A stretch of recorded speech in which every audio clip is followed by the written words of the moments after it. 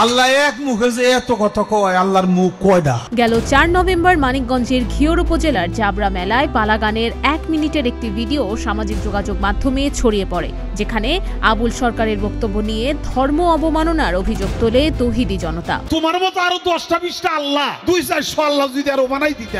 ওই দিন দুপুরে মুফতি মোহাম্মদ আব্দুল্লাহ বাদী হয়ে আবুল সরকারকে আসামি করে ঘিওর থানায় একটি মামলা করেন। ওই মামলায় তাকে গ্রেপ্তার দেখিয়ে আদালতের মাধ্যমে কারাগারে পাঠানো হয়। এরপর জামিন শুনানির দিনই দুপক্ষের পাল্টাপাল্টি কর্মসূচি সহিংসতায় গড়ায়। পুলিশ সূত্রে জানা গেছে দুপক্ষের কর্মসূচিতেই নজর রাখছিলেন তারা। এরই মধ্যে তৌহিদি জনতার একটি অংশ বাউলদের ধাওয়া দেয়। কয়েকজন ভবনে আটকে পড়ে এবং সেখানেই মারধরের শিকার হন। পরে পুলিশ দ্রুত গিয়ে পরিস্থিতি নিয়ন্ত্রণে নেন।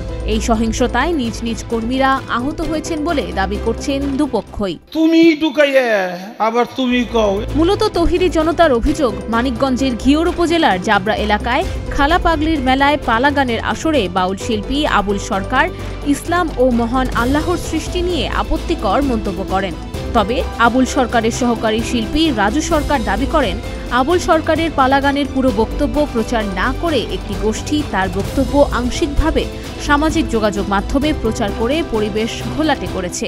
যেটা খাওয়া যাইবো না ওটা বেস্টের ভিতরে লাগানোর দরকার কি আছে? এদিকে এই ঘটনাকে কেন্দ্র করে দুই ভাগে বিভক্ত সামাজিক যোগাযোগ মাধ্যম, এমনকি বিভিন্ন সামাজিক সংগঠন, শিল্পী গোষ্ঠী এবং রাজনৈতিক দলকে বাউল ও তৌহিদি জনতার পক্ষে বিপক্ষে মন্তব্য করতে দেখা গেছে।